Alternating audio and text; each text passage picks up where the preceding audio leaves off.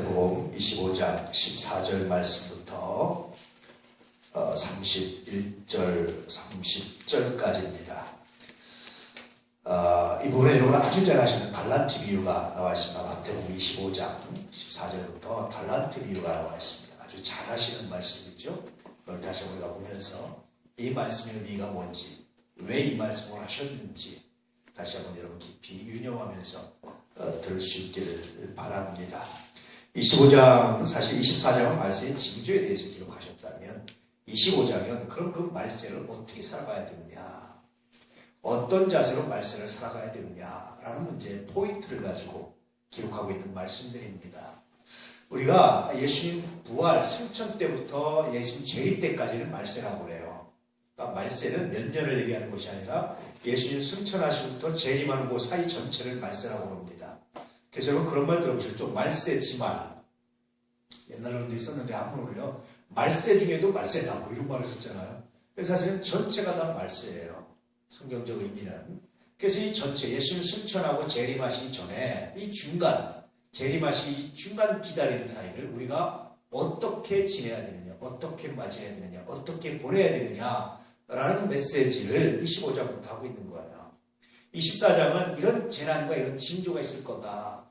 그런데 이런 상황에서 그리스도인은 하나님의 자녀들은 어떻게 살아야 되겠느냐라는 말씀을 계속해서 해주고 있는 겁니다. 앞에 열처녀 비유에는 어떻게 지내라는 거죠? 지혜로운 다섯 처녀처럼 기름을 준비하고 지내라라는 겁니다. 오늘 달란트 비유는 또 뭔지 우리가 한 번씩 보도록 하겠습니다. 자, 14절 말씀 시작. 또 어떤 사람이 탁구에 갈 때 그 종들을 불러 자기 소유를 맡긴 것 같으니.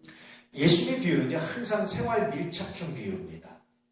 예수님의 비유는요, 항상 동떨어진 비유가 아니라 그 당시 사람들이 늘 자주 빈번하게 행하는 일들이에요.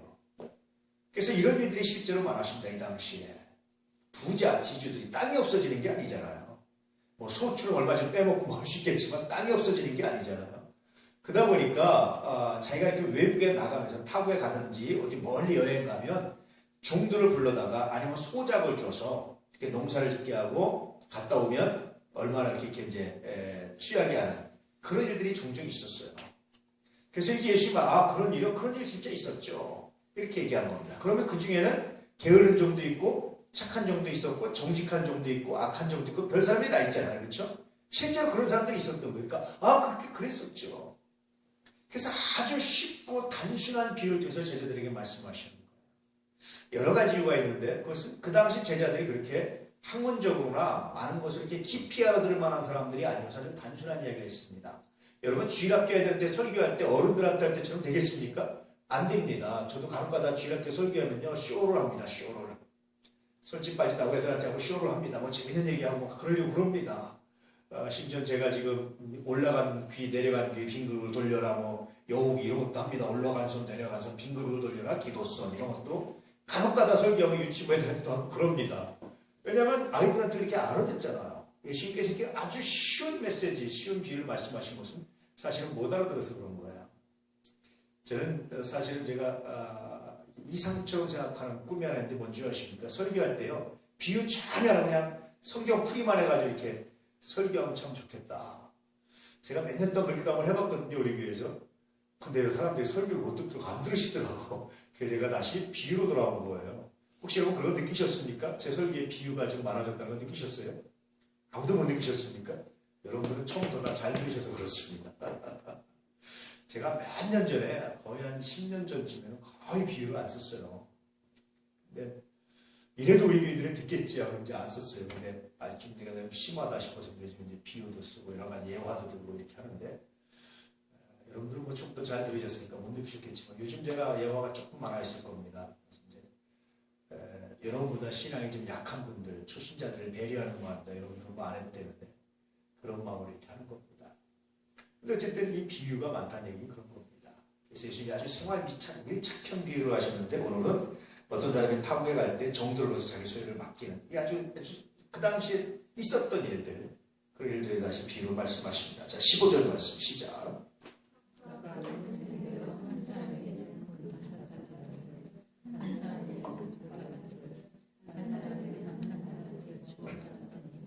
예. 근데 주인이 맡기는데 참 재밌게 맡겼어요.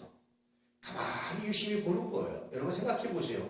외국에 뭐 과작으로 그냥 떠날 수 있는 게 아니잖아요. 한참 동안 준비하면 누구한테 얼마큼 맡길까? 누구한테 노를 몇 마디 맡길까? 누구한테 밭을 몇 평을 맡길까? 생각하지 않겠어요. 누구한테 어떤 밭을 맡길까? 뭐 할까? 생각하지 않겠어요. 그렇죠?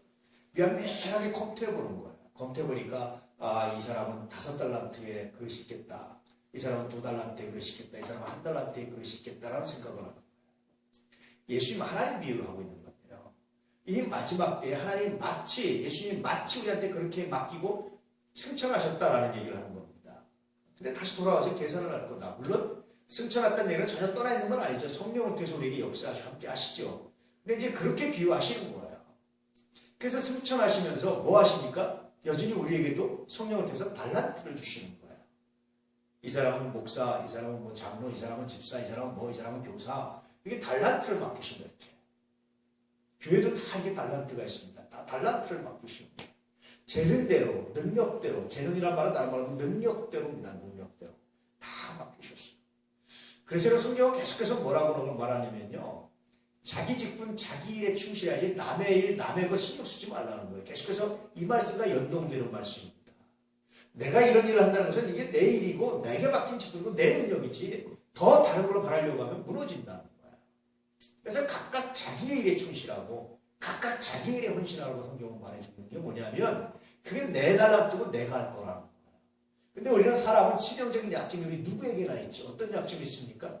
자기 일은 소홀히 하고 남의 일에 간섭을 하려고 하는 그런 약점이 있어요. 그래서 공자가 그런 말 했죠. 나라가 잘 되면 어떻게 되느냐. 왕은 왕답고 백성은 백성답고 신하는 신하다면 나라가 잘 된다. 아주 쉽고 단순한 얘기인데 이게 어려운 거예요. 왜 그렇습니까? 백성들은 누구 평가합니까? 왕이 이러니 저러니 얘기를 합니다. 신하들은 이러니 저러니 신하들은 왕이 이러니 백성들이 이러니 서로 얘기하는 거예요. 내 역할이 뭐냐 내 역할이. 이러면 내 역할에 집중하고 각자 자기 역할에 충실하면 나라가 잘 된다. 교회도 잘 된다는 겁니다. 근데 이게 성경적 가르침은 맞아요. 각자 이러면 내 역할, 내가 할 일 충실하고 그 할 일은 그가 하나님 앞에 그가 책임질 문제입니다. 그가 못하면 그가 책임질 우리가 좀 도와줄 수 있어요. 각각 자기 일을 돌볼 뿐만 아니라 남의 일을 도와주라는 얘기는 간섭하는 얘기가 아니라 그가 미처 감당하지 못한 일을 내가 조용히 가서 도와주라는 얘기예요. 그러나 그건 그가 하나님과 계산할 문제예요. 달란트를 받은 종들이 다 누구와 계산합니까? 각자 주인과 따로따로 1대1로 계산을 하는 거예요. 마찬가지로 우리는 달란트를 받은 대로 하나님과 1대1로 우리가 계산하고 주님과 1대1로 계산하게 돼 있다. 그가 못했으면 그가 주님과 1대1에 계산해서 문제가 되는 거예요. 이 말씀을 이제 비유를 해서 하시고 있는 겁니다. 근데 이 달란트가 참 재밌는 게요. 한 달란트가 여러분 6천 데나리온하고 같습니다. 하루 품삯이 한 데나리온이에요. 거의 6천일의 품삯과 같습니다. 6천일의 품삯이 얼마일 거야? 한 달에 우리가 하루에 10만 원씩만 친다 하더라도 6천일이면 얼마죠? 계산해 보세요. 하루에 10만 원씩 6천일. 얼마? 6천만 원, 6억, 60억. 셋 중에 골라보세요. 1번 6천만 원, 2번 6억, 3번 60억. 항상 모르면 어디 가라고 그랬죠? 중간에 가면 됩니다. 6억이잖아요. 계산해 보니까. 여러분 한 달란트 어마어마하게 많은 돈입니다. 이 당시 금 시세로 쳐도요. 대략 오늘날로 치면 대략 한 2억 이상은 됩니다. 같은 돈. 굉장히 많은 억대가 넘는 돈이에요. 우리나라가 여러분 한 달에 10만 원씩 치면 6천일에 해당하는 거니까 6천일에 노동자 품값에 해당하니까 6억입니다. 5만 원만 줘도 3억입니다. 작은 돈이 아닙니다. 큰 기업은 못하지 웬만하면 할 수 있어요. 제가 지난주에 예화로 들었던 송순복 사장인데 자기는 평신도 선교사라고 자기는 선교사라고 불러달라고 하는 사람인데요. 이 사람이 지금 그렇게 기업을 이루는데 얼마나 시작했는지 단돈 500만 원 가지고 시작했어요. 5평짜리 작은 방에서. 그리고 지금 여러분 매달 5천만 원 매출에 500만 원 11조 한다는 거죠. 자기가. 그러니 여러분 6억이면 얼마나 큰 돈입니까? 3억만 돼도 어마어마하게 큰 돈이잖아요. 한 달란트가 그래요. 그러면 여러분 5달란트면 6억으로 치면 얼마입니까? 30억을 받는 거예요. 작은 돈, 달란트면 작은 돈이 아닙니다. 그럼 여러분 10,000달란트 얘기할 때 10,000달란트는 얼마일까요? 우리가 그렇게 하루 품삯 10만 원 친다면 얼마일까요? 10,000달란트 하면 제가 잘 몰라도 대충 계산해도 6조 원 되는 것 같습니다. 6조. 100데나리온은요? 그거에 비해 100대는 돈일까요? 6조 대 10만 원 되겠습니까? 그런 비유. 하나님께 우리가 용서받은 데가 마치 6조에 해당한다면 사람 사이에 서로 용서해 주는 거는 10만 원밖에 안 됩니다. 근데 하나님 우리가 하나님께 이 많은 걸 평간받았는데 용서 못 해줍니다. 라는 말씀입니다. 사실 이 말씀만 생각하면 정신이 퍽쩍 들어요. 화나다가도 정신이 퍽쩍 듭니다. 사실. 다시 돌아서서 혼자 선제 올라가서 홀로 돌아서서 하나님 용서하십시오. 내가 또 용서하기 원합니다. 그렇게 기도하고 돌았습니다. 어쨌든 주인이 이 많은 돈을 아끼고 갔어요. 제가 이렇게 달란트에 대해서 가격을 얘기하면 한 달란트 나중에 얘기하려고 그러는 겁니다. 자, 16절 말씀 시작. 5달란트 받은 자는 바로 가서 그것으로 장사를 붙어서 예. 그것으로 가서 장사를 해서 그것으로 가서 자기가 사업을 하고 일을 해서 얼마나 하겠습니까? 5달란트 한 것입니다. 굉장히 열심히 한 거죠. 얼마의 기간은 없었습니다. 그렇지만 받았으니까 가지고 열심히 가서 5달란트를 남겼습니다. 자, 17절 말씀 시작.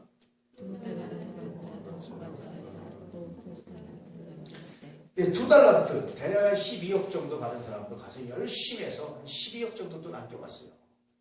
더 이상 바라지도 않는 것 같아요, 주님께서는. 우리에게 성금을 줄 때는 어떻게 주십니까? 30배, 60배, 100배입니다. 최하가 30배입니다. 그럼 여러분, 5달란트에 30배면 얼마입니까? 5달란트에 30배면 150달란트잖아요. 하나님은 최소한 5달란트 주면 150달란트를 주는데, 하나님 우리한테 맡길 때는 5달란트면 5달란트면 족한 거예요. 2배면 족한 거예요. 2달란트면 2달란트면 족한 거예요. 그러니 가만히 생각해 보면 왜 저 사람은 저거밖에 못해? 라고 말할 게 아닌 것 같아. 가만히 보니까. 그럼 다 달란트대로 하는 거예요. 가만히 보니까. 왜 나는 이만큼 해야 되는데? 가만히 보니까 받은 달란트대로 하는 것 같아요. 받은 달란트보다 더 하는 사람은 별로 없는 것 같습니다. 왜 우리만 내가 마음을 이렇게 손해보고 나만 이렇게 해야 되는데 내가 받은 달란트인 것 같아요. 생각해보면. 왜 저 사람은 저거밖에 안 하는데? 그럼 그거 받은 달란트인 것 같아요. 나중에 상급도 그거밖에 없는 거죠. 돌아보면 그렇습니다. 그래서 달란트는 참 여러 가지 의미가 있는 거예요. 우리가 마지막 때를 살아가는데 하나님께서 받은 달란트대로 충성해야 된다라는 첫 번째 메시지. 두 번째 메시지는 그거 안 하는 거에 대해서 신경 쓰지 말라는 거. 그건 그가 달란트 그밖에 못 받았기 때문이다. 내가 더 하는 거에 대해서 마음 아파하지 말라는 거예요. 왜냐면 나는 더 많이 받았기 때문에. 이런 여러 가지 메시지가 있습니다. 그래서 마지막 때 그렇게 하나님과 나와의 관계, 1대1의 관계가 중요하다는 거예요. 하나님과 나와의 관계 안에서 나, 하나님, 그리고 이웃 이런 관계 안에서 해야 되지 나와 이웃이 다이렉트 연결되면 갈등이 생기는 겁니다. 누구도 그래요. 나와 아내, 나와 남편이 다이렉트 연결되면 갈등이 생기는데 항상 주님을 중심으로 해서 주님을 거쳐서 이야기하면 달라지는 거예요. 그건 주님과의 문제입니다. 내가 주님과의 문제듯이 그도 주님과의 문제예요. 달라지기 시작하더라고요. 관계가. 사람의 관계도 달라질 것 같아요. 나하고 1대1로 다이렉트 얘기하면 갈등이 생기고 뭐 여러 가지 감정들이 생기는데 주님을 중심으로 해서 주님을 통해서 관계를 맺기 시작하면 그건 그와 하나님과의 관계구나. 물론 속은 상할 수 있고 마음은 아플 수 있죠. 그것도 없으면 사람도 아니죠. 그렇지만 그 이상은 안 넘어가는 거예요. 그래서 그렇게 됐을 때 해가 지기 전에 불을 풀 수 있겠구나. 다시 말하면 해가 지기 전에 불을 풀라는 말은 사람과 관계에서 그만 안 풀어져요. 하나님과의 관계를 통해서 이렇게 된다면 이게 그럴 수 있구나 라는 생각들을 묵상하면서 발견하게 됩니다. 자, 그 다음 말씀 18절 시작. 많은 자는 가서 땅을 파고 그 집에 들어가면 주었고 한 달란트 받은 자가요. 이게 참 이게 보면 이 가난한 사람이 인심이 좋다고요. 사실은 이 한 달란트 받은 사람이 어떻게 했습니까? 땅을 파묻었어요. 땅에다가 하나가 아니라 6억이잖아요. 올라로 치면 그 값이요. 근데 이 당시에도 은행이 없었으니까 지금처럼 이렇게 은행처럼 보관하고 이런 게 별로 없었으니까 실제로 땅을 파고 묻는 일들이 굉장히 많았어요. 그러다 전쟁이 나서 죽는다든지 자기가 묻어놓고 자기가 어딘지 몰라서 못 찾아 잊어먹는 경우라든지 실제로 누구 밭을 우연히 이렇게 갈다가 실제로 보화를 발견한 일이 실제로 있었어요. 그건 벽 속에 벽을 이렇게 좀 허물고요. 벽 속에다 이렇게 넣어놓고 다음에 벽을 딱 발려놓는 거예요. 이렇게. 그런 일들이 실제로 있었습니다. 실제로 요시왕 시대는요, 성전을 수리하다가 벽에서 성경 문서를, 성경 두루마리를 발견해요. 실제로 그런 일들이 많았어요. 예수님께서 생활 밀착형 비유를 또 말씀합니다. 한 달러 동안 사람 어떻게 했느냐? 땅에 묻어뒀다. 아마 이 얘기를 들으면 땅에 묻어둔 사람들이 굉장히 찔렸을 겁니다. 아, 나도 묻어뒀는데.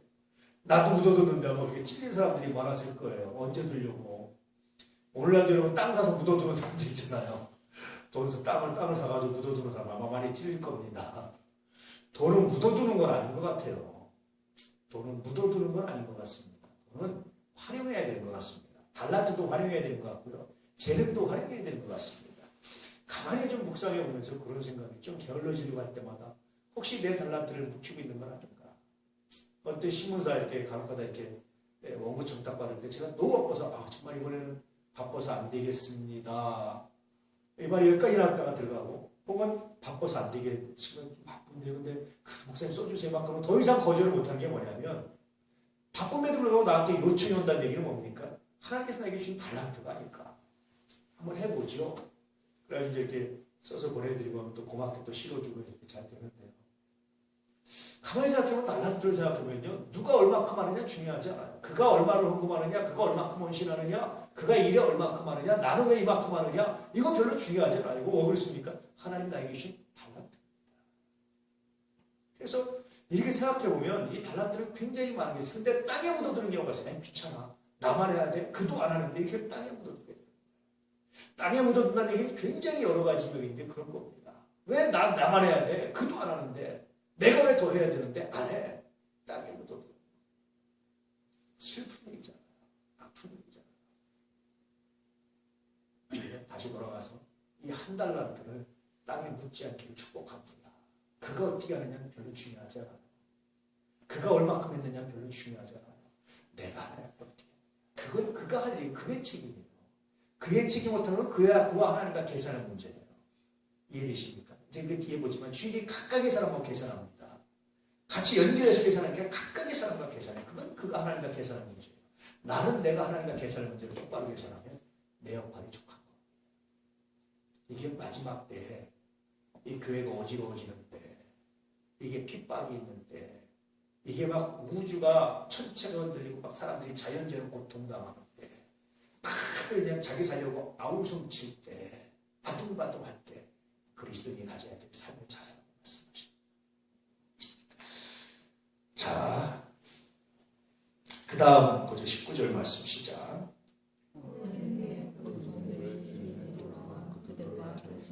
20절. 다섯 달란트를 가진 자는 다섯 달란트 더 가지고 와서 주인이 내게 다섯 달란트를 주고 내가 또 다섯 달란트를 남겼나이다. 21절. 그 주인의 자녀가 착하고 충성하는 종아, 내가 저에게 충성하였으며 내가 많은 것을 내게 맡기니 내 주인의 주도움을 참여할지어다. 예, 참 잘했다. 착하고 충성되고 착하고 열심히 산 종아. 그런 뜻입니다. 정직하게 열심히 산 종아 잘했다. 그러니까 주인이요 다 보고만 아는 거예요. 이게 5달란트 가지고 몇 달란트를 남겨주시는 사람인지 20달란트를 남겨주시는 사람인지 5달란트 남겨주시는 사람인지 그럴 때로 5달란트 남기면 잘했어. 아주 잘했어. 착하고 충성되고 그렇게 칭찬하시는 각각에게서 하나님은요 우리한테 맡기시고요. 우리 그것보다 더 큰 걸 요구하지 않으세요. 너 이거밖에 못해라고 말하지 않으세요. 그만큼 했으면 너 잘했어. 최선을 다하면 나머지 잘했어. 그리고 하나님이 채워주시는 거 부족한 거 주님. 그게 하나님의 역사입니다. 그래서 천국은 누룩과 같다라고 말하는 거예요. 우리는 이만큼 했는데 하나님이 이만큼을 평가해 주시는 거예요. 채워주시는 거예요. 우리한테는 5달란트도 충분해요. 근데 하나님은요 30배 이상 충분히 채워주시는 거예요. 그게 하나님의 마음입니다. 아버지의 마음과 아버지의 사랑입니다. 이렇게 칭찬하죠. 22절. 달란트 받았던 자도 와서 이르되 주인에게 달란트를 주셨으되 내가 또 그 달란트를 남겼나이다. 23절. 그 주인이 이르되 자녀가 착하고 충성된 종아, 내가 적은 날에 충성하였으며 내가 많은 것을 내게 맡기니 내 주인의 주도움에 참여할지어다. 예, 재밌는 게요. 5달란트도 적은 일에 충성했다고 말하고 2달란트도 적은 일에 충성했다고. 참 재밌죠? 어떤 의미겠습니까, 여러분? 하나님이 달란트를 맡기실 때 과하게 맡기거나 과하게 요구하지 않으신다. 충분히 할 수 있는 것. 그래서 어떤 때 나를 무시하라 왜 이거밖에 안 맡기시나 라고 생각될 대로 충분히 할 수 있는 만큼은 맡기신다. 그래서 적은 일에 충성했다, 잘했다. 2달란트도 적은 일에 충성했다. 너 달란트에 비해서, 너 능력에 비해서 내가 충분히 할 수 있는 만큼, 감당할 수 있는 만큼 맡겼는데 잘했다 라는 의미가 들어있어요. 그래서 여러분, 하나님은요 감당치 못할 시험은 안 주십니다. 감당하지 못할 일도 안 맡기십니다. 늘 말씀드리지만 여러분 혹시 감당하기 어려울 정도의 심한 어려움을 당하신다면 하나님께 감사하셔야 된다니까요. 하나님 나를 이만큼 생각해 주십니까? 야 나를 이렇게까지 하나님 인정해 주시는 겁니까? 하나님 감사합니다. 감사하시는 내가 이렇게 축복합니다. 종종 그런 고백을 해드렸습니다. 하나님 감사합니다. 나를 이만큼 사랑하시는군요. 나를 이만큼 인정해 주시는군요. 때때로 여러분 인생에 아무런 어려움도 없고 평탄하기만 하다면 좀 속상하신다니까요. 하나님 나는 어려움 당하고 넘어질 사람인가요?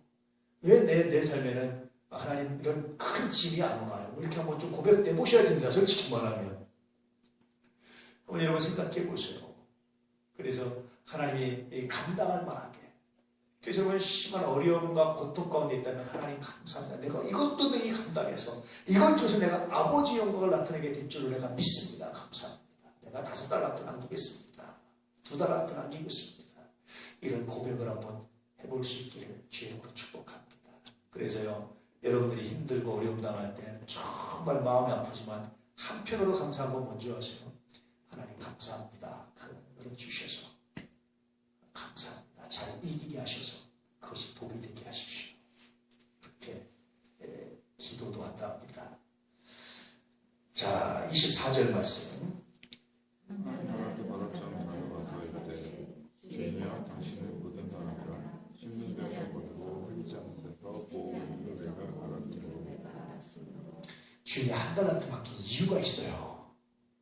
이게 참 말본세도 없지 하죠. 주여 당신은 굳은 사람이라, 이게 인색한 사람이라 그런 뜻입니다. 이게 대놓고 말을 해도 이렇게 말합니다. 당신은 인색한 사람이라서 심지 않은 데서 거두고 해치지 않은 데서 모은 줄 내가 알았으므로. 이 말은 뭡니까 여러분? 당신은 투자하지 않아도 어떻게든지 이자 불리고 어떻게든지 돈을 모으고 어떻게든지 하는 사람이고, 그러니까 내가 무단한 이동까지 당신이 어떻게 또 불릴지 내가 아니까 굳이 나까지 뭐 이렇게 너렇게 당신한테 재산을 물려줄 필요가 있겠습니까? 뭐 이런 뜻입니다. 참 미련하죠. 말 한마디로 천냥빚을 감당하는데, 그렇죠? 주님이여 내가 정말 두려웠습니다. 난 자신이 없었습니다. 혹시 이랬으면 너 왜 그러니? 내가 너한테 능력을 줬는데 충분히 가능한 이렇게 했을 거예요. 당신은 인색한 사람입니다. 당신은 심지 않은 데서 거두는 사람입니다. 당신은 뭐 투자하지 않고도 돈을 버는 사람입니다. 얼마나 나쁜 평가입니까 이게. 그렇게 말해버렸어요. 우리도 여러분 혹시 않게 그런 사람들 있죠. 하나님을 어려워만 하는 사람이 있어요. 하나님을 심판하시고 하나님을 책망하시고 하나님을 두려워하시고 막 그렇게만 생각하는 사람들이 있습니다. 그래가지고 도전을 못하는 사람들이 있어요. 혹은 도전하려면 그런가 때가 안 돼서 때를 기다려 뭐 이런 사람들이 있고요. 괜히 정치적 계산을 하면서 정치적 계산을 하고 인간적 계산을 하면서 때만 기다려 평생 보낸 사람 굉장히 많아요. 여러분 그건 정말 여러분 죄입니다. 죄. 1달란트 받는 거랑 똑같은 거예요. 때를 어떤지 못하든지 복음 전하는 거고요. 하나님 이름이요 믿음으로 하는 겁니다. 나머지는 하나님께 맡기는 거예요. 사람이 만들고 환경을 만들어봤자 얼마나 만들겠어요. 얼마나 사람이 계산을 하자 했겠습니까? 아무 의미 없습니다. 내가 믿음으로 합니다. 부딪힐 일은 부딪히고 싸울 일은 싸우고 의의를 위해서라면. 그러나 정말 마음 중심으로 하나님을 사랑하고 영혼을 사랑하는 마음으로 나아가면 나머지는 하나님이 책임져주시는 거죠. 근데 간혹 가다가 1달란트 받은 저는 이런 생각으로 정치적 계산을 하고 인간적 계산을 하고 생각을 하다가 달란트를 묻어두고 사용하지 않을 때 기회를 잃어버릴 때가 얼마나 많은지 몰라요. 이런 사람들에 대해서 주님이 어떻게 평가하는지요. 25절 말씀 계속해서 말합니다. 시작. 두려워하여 나가서 당신의 사람들을 땅에 감추어 뒀나이다. 그래서 당신의 것을 받으셨나이다. 두려워했습니다. 내가 당신. 하나님도 무서워만 하는 사람들이 있죠. 유대인들은 대부분 하나님을 두려워만 했습니다. 지금도 율법적인 사람들은 하나님을 두려워만 하고 있어. 책망하실까봐, 화내실까봐, 내가 조금 잘못하면 나를 징계하실까봐. 여러분, 조금 잘못해서 징계하면 벌써 우리 다 진토가 됐어야 됩니다. 백골이 진토가 됐어야 됩니다. 하나님이 길이 용서하셨기 때문에 우리가 사는 거예요. 그렇잖아요. 그렇게 두려워만 하는 사람들이 있어요. 조금 잘못하면, 조금 벗으면 내가 못 죄졌다 이렇게 되는 사람이 있습니다. 그러지 마세요. 그 죄 때문에 여러분 뭐가 문제가 되면요. 우리 중에 여러분 안 죽을 사람이 없어요. 살아있을 사람이 없어요. 이해되십니까? 하나님 우리를 사랑하셔서 연단하시고 하나님 우리를 사랑하셔서 더 크게 하시고 더 아름답게 하시고 우리 주신 놀라운 은혜인 것을 내가 압니다. 내가 고백합니다. 할렐루야. 하나님을 찬양합니다. 이게 우리의 믿음입니다. 우린 자꾸 욥의 친구들처럼 얘기해요. 너 회개해. 너 무슨 죄 졌지? 이렇게 말합니다. 물론 죄를 져서 그럴 수도 있어요. 근데 대부분은요. 설사 그것이 죄라 할지라도 하나님 사랑하셔서 연단하셔서 새롭게 회복시키려고 하는 겁니다.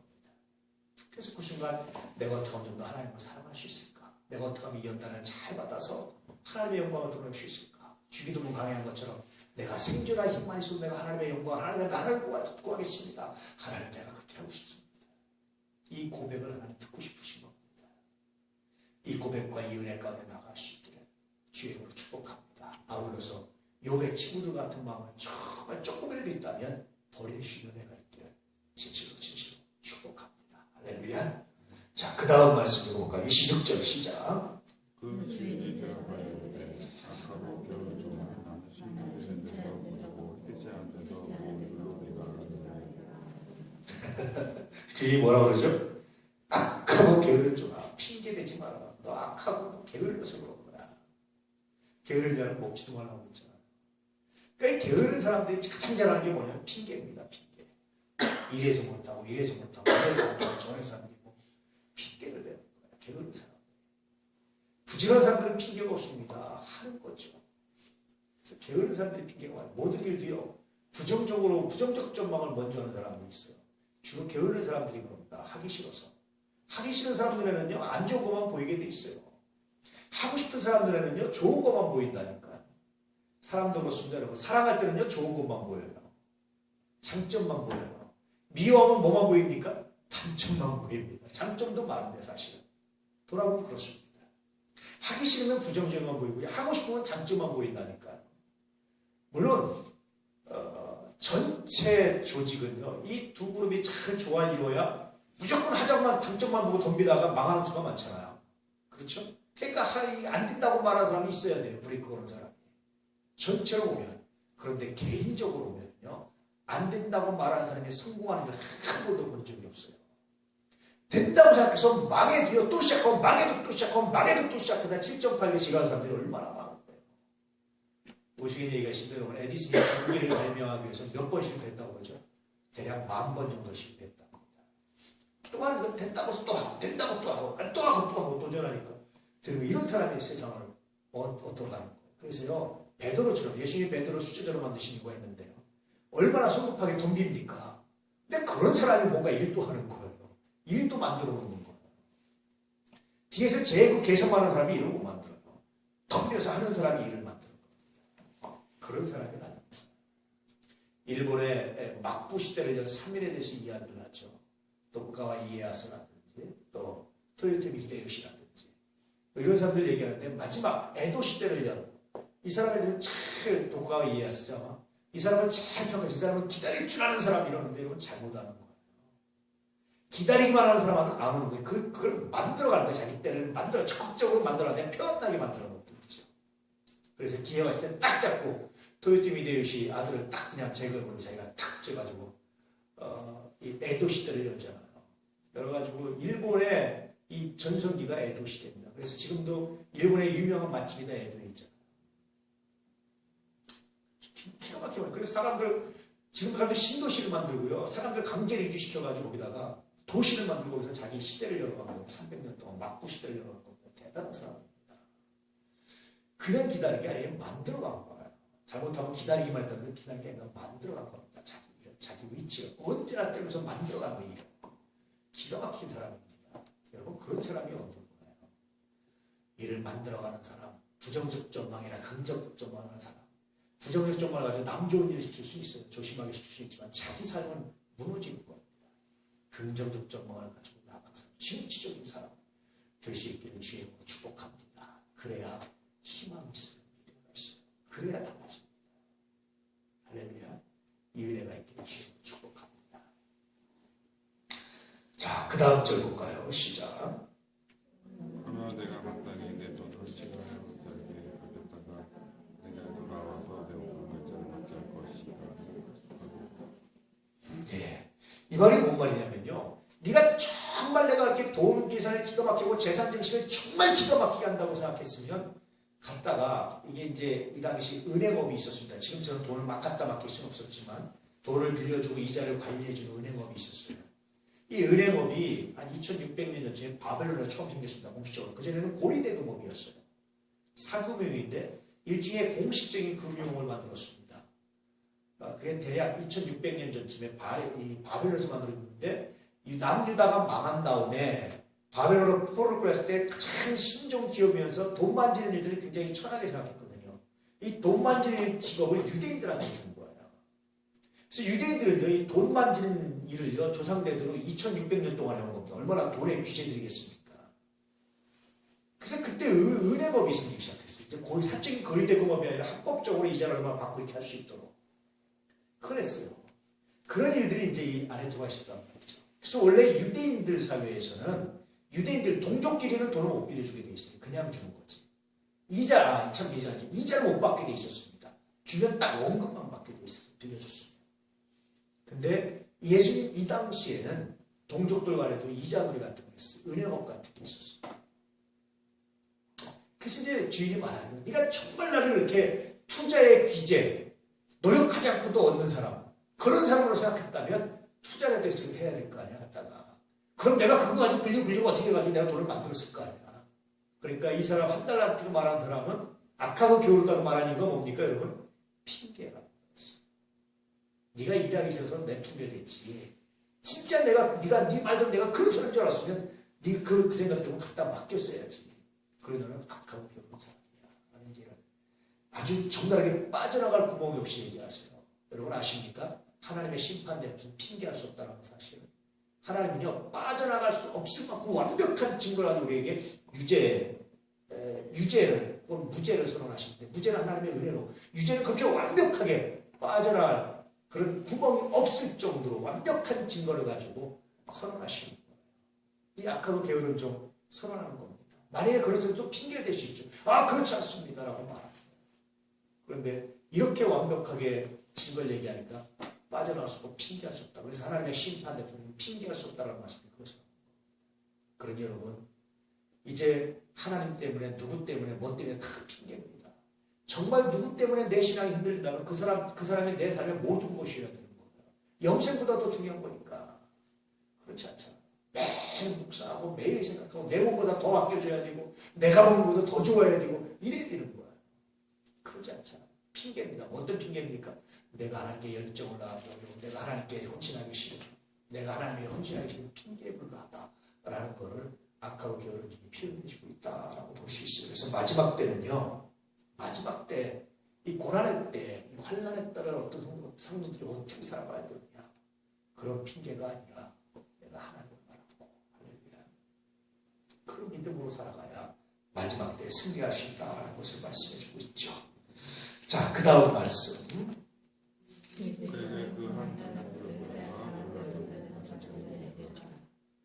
예. 그 얘기에서 어떻게 합니까?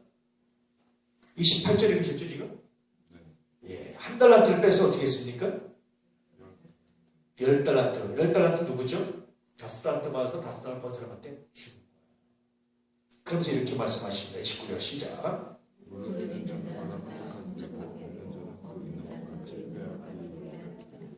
부익부 비익비를 말하는 게 아니고요. 부자는 더 부자, 가난한 자는 더 가난한 자, 이런 걸 말하는 게 아니고요. 그러면 2달란트 받은 자는 또 뭐예요? 주가 이상하잖아요. 그렇죠? 그런 의미로 말씀하신 게 아니고 하나님은 어떤 사람에게 일을 맡기시느냐. 일에 열정을 가지고 자기를 최선을 다하는 사람에게 일을 맡깁니다. 세상도 그렇습니다. 교회도 그래요. 그래서 교회도요. 한 사람이 여러 가지 일을 하는 이유가 뭔지 아세요? 바로 이런 원리입니다. 달란트가 있어도 안 해. 근데 하나님 그럼 누구한테 맡기십니까?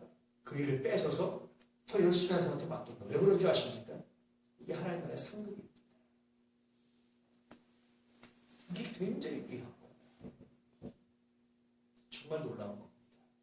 그래서 여러분들이 여러 가지를 맡김받고 여러 가지를 한다는 것은 굉장히 감사합니다. 하나님 나에게 맡기셨고 누구의 일을 그의 것을 뺏어서 나한테 맡기셨고 사실 우리 예한교회도 우리 교회도 전체 교회들이 다 골고루 봉사한다면요 아마 지금도 굉장히 여유가 있을 거예요 봉사가. 그렇지 않거든요. 근데 하는 사람이 열심히 하는 건다면 뭡니까? 그들의 달란트 안에 뺏어서 주시는 거죠. 안 하니까 뺏어서 주시는 이건 너, 이것도 너, 이것도 너. 마치 10달란트 받는데 1달란트 얹어준 것처럼 그런 거지 부익부빈익을 말하는 게 아니에요. 열정을 가진 사람에게 하나님께서 더 주시고 자기 달란트를 묻어두는 사람 것을 뺏어서 열정을 가진 사람에게 주신다라고 말씀하십니다.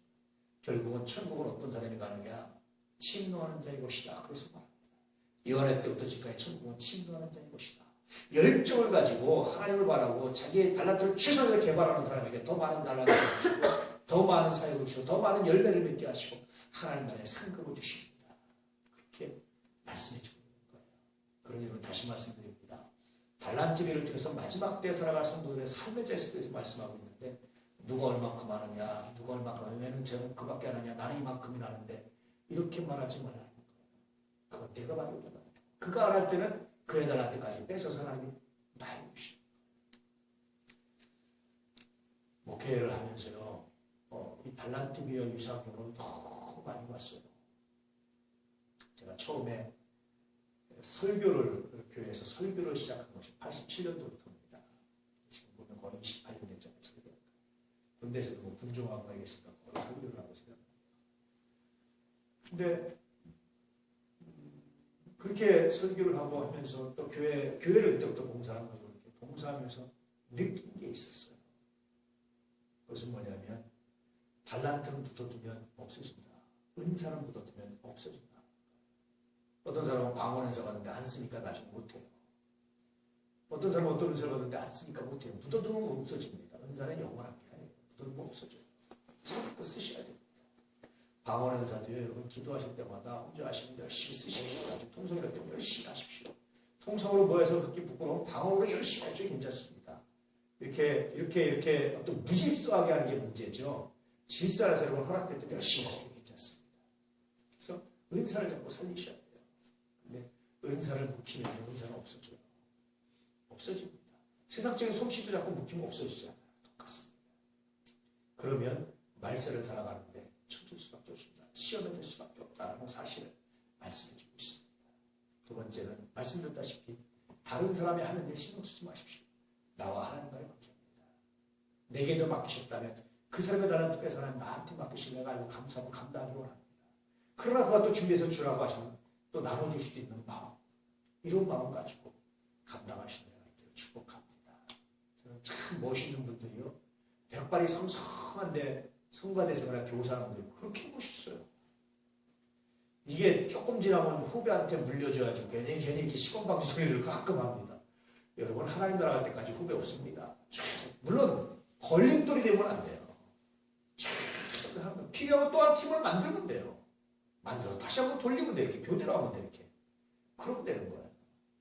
최선의 삶을 해보십시오. 하나님이 여러분의 삶에 정말 귀한 면류관으로 아름답게 씌워주시고 역사하시는 귀한 은혜가 있게 될 줄 믿습니다. 할렐루야.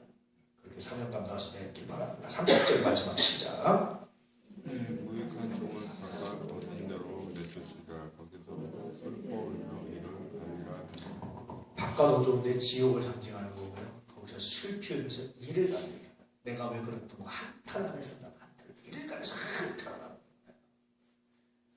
자기 게으름, 자기 악함에 대해서 긍정적 점만 아니라 부정적 점만으로 자기가 한탄하며 산다는 겁니다. 이런 후회가 우리 안에 가족들은 없기를 진실로 축복합니다. 할렐루야. 그렇게 사명 감당하셔서 우리 모두가 다 믿음의 선한 것을 나타내시고 은혜를 나타내시는 귀한 은혜가 있길 바랍니다. 저도 열심히 제 달란트를 개발하고 열심히 감당해서 정말 하나님께 착하고 충성된 영화 잘했다. 이런 칭찬을 듣는 것이 내 목회의 목적, 개인적인 목적인데 개인적인 목적이고 개인적인 목표입니다. 그래서 오늘 하루는 어떻게 할까? 오늘 하루는 내 마음을 어떻게 돌릴까? 오늘 하루는 내 생각을 어떻게 돌릴까?